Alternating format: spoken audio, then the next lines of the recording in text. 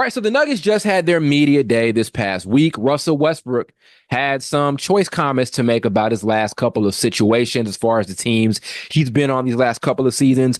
Summarizing it, he feels as if he was not put in the best situations that fit him and his game, and that's why the results were the way that they were. I agree, right? There's one side of the coin where, yes, Russell Westbrook could have developed certain parts in his game that will make him more sustainable as an all-star, superstar level player at this point in his career. But the other side is this. You can't fit a guy into an offense where he does not fit. Right? Because it's never going to create a net benefit for the team as a whole. He's going to struggle. He's going to have a tough time finding rhythm, and the team as a whole is going to struggle. That's referring to the Lakers and a little bit to the Clippers. The Clippers was a little bit more of an ideal situation for him, but the upside wasn't that high considering the injury history between guys like Kawhi Leonard and Paul George. And I saw the reactions to the comments that Russ made the other day, and the general perception on Russell Westbrook right now is not good. And it's been that way since he was with the Lakers. People calling him washed, all of those things. People saying right now at this point he's ring chasing. And I always hate when people say ring chasing because what NBA star isn't ring chasing? You should want to get a championship. As a matter of fact, if you're not chasing for a championship, then people are going to shame you and downplay your career, quite like they do with Chris Paul and Russell Westbrook himself. So the perception right now on Russell Westbrook is very negative. I hate it because I remember watching Russ in his prime and watching him do some unbelievable things. Like we talk about the triple doubles he was averaging during the regular season. People really diminish that and talk down on that with like the stat padding talking point and all of those things. But let's think about how difficult that was. The Big O was obviously the last player to average a triple-double for an entire season. Between the Big O doing it and Russell Westbrook doing it, if you think about like some of the best players in the NBA and what they thought about that record, the general consensus was that record is never going to be broken. We're never going to see a player average a triple-double throughout the regular season. We saw Russell Westbrook do it multiple times. Magic Johnson said it was unattainable to happen again, right? LeBron said it was unattainable. Jason Kidd said it was unattainable. Those are 3 triple-double machines, and we saw Russell Westbrook do that multiple times, and it did translate to winning. Now, did it translate to wins in the playoffs? Not much, as I don't think Russell Westbrook has ever led a team past the first round, but still, it led to winning. It was effective. It was actually working well within the team's offensive scheme for him to kind of be a rebounder and pusher in the offense. Russ did those things, yet people still tend to diminish Russell Westbrook's career and his impact across the league. So now Russ is at this point in his career where people, as I said, think he's washed. His best years are behind him and all of those things. And sadly enough, those things definitely tarnish an NBA player's legacy, especially in the eyes of fans, especially those commenting negatively constantly about him on social media. I think the best thing for Russell Westbrook to do right now at this point in his career is prove that he can be a high value role player on a championship contending team. I think with the Clippers, we kind of realized Russ is never going to be a top priority on the offensive end again, right? Those days are over with. Right now for Russell Westbrook, the focus is let me be a high value role player, somebody who can create a big impact within a particular role on an amazing team.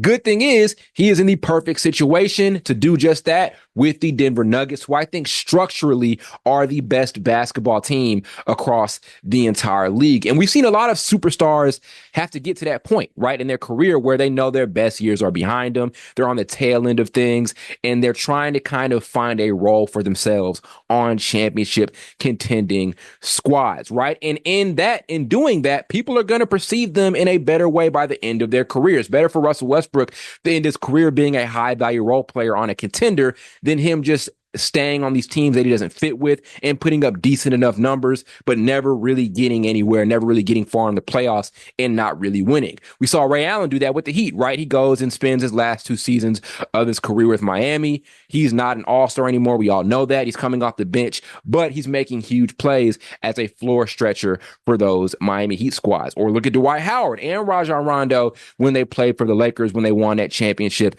in 2020. They were on the tail end of their careers. for Dwight especially and for Rondo especially. Those guys were like nearing that retirement stage, and we still saw them be extremely effective in the postseason for that Lakers squad, right? They played huge roles for that team. For Rondo, it was his playmaking, and for Dwight Howard, it was his defense and interior presence. We've seen a lot of all-star, superstar players do that in their career. Jason Kidd, 2011, right? He's the starting point guard on that Dallas Mavericks team. He only played 2 seasons after that, yet he helped lead them to a championship, accepting a role, right? And he's always been a true playmaker, floor general type of guy, but relatively speaking, he was less of a priority on the offensive end than he was like in his New Jersey Nets days and everything. So a lot of superstar players have had to get to that at some point in their career. That is where Russell Westbrook has to get at this season here for the Nuggets. And if you look at the way Russ played last season for the Clippers, it's so translatable to the Nuggets scheme. So if we look at the Denver Nuggets, right, if we look at their offense, which is simply one of the most beautiful offenses in the entire league, at times it does give you kind of prime San Antonio Spurs vibes.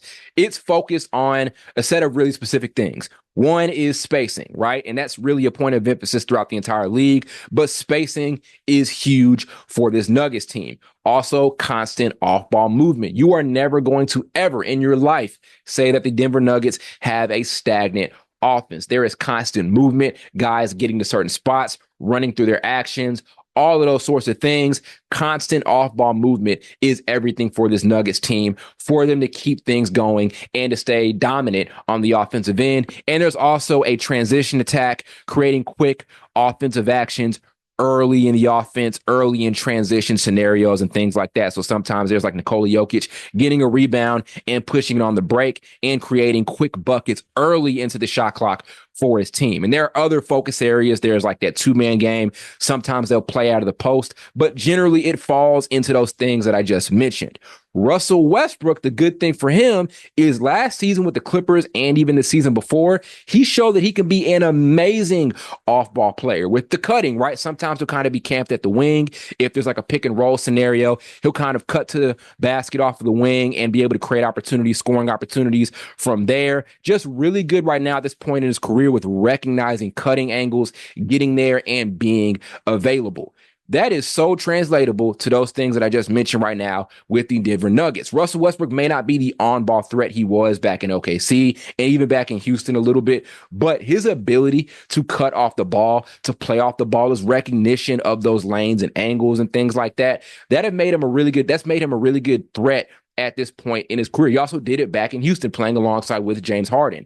That's going to make him such a great fit here for this Mavericks offense that preaches cutting to the basket, that preaches constant movement. Russ may not be a great floor stretcher, may not be a great on-ball threat right now, but his movement and his recognition of open lanes towards the basket is going to make him a perfect fit next to Nikola Jokic, who is the best passer in the league. He's going to find so many opportunities for Russell Westbrook, who's going to thrive right now within that offense. And let's also say there's a situation where Nikola Jokic is on the bench.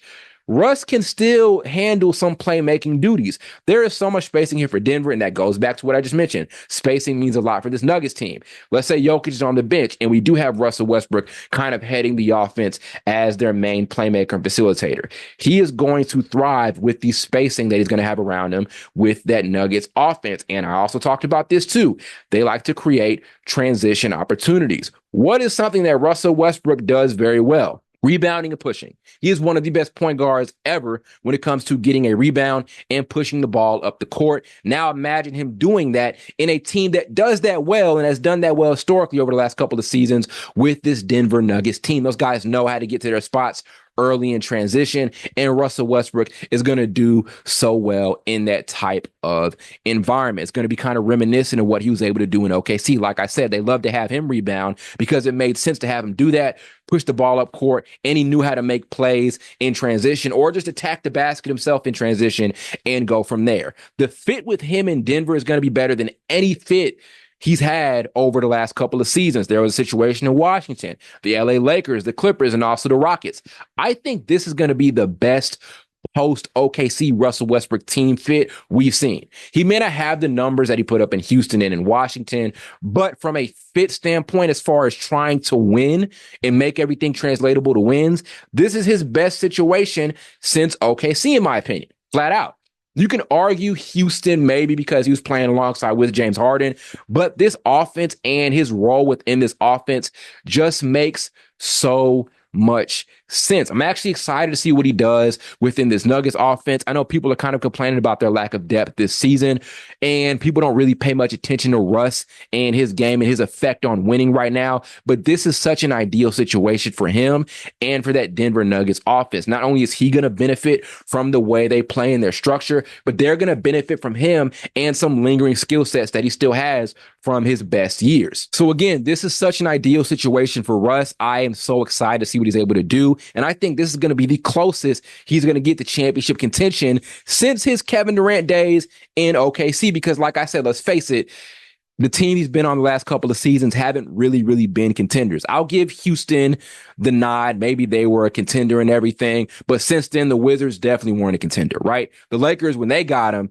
definitely, in my opinion, were not a contender, right? And the Clippers, you could look at them like that, but like I said, there was a little bit of a hesitation with them because of their lack of health. They were consistently hurt, and guys also weren't showing up consistently enough. I would put them in contention status, but still, you're a little reluctant to put them in that conversation because of their injury history and everything. Bottom line is, this is the best situation I think Russell Westbrook has walked into since being a part of the Oklahoma City Thunder. You're playing alongside with the best player in the league, who also happens to be the best playmaker in the league, great floor stretching, great floor spacing, a coach who has structured an amazing offense. I'm excited to see what ends up happening this year. I really am. I think the structure is here. He's got a good culture fit around him. These guys know how to win, and these guys are committed to helping him win as well. Like I saw Aaron Gordon say it at a press conference.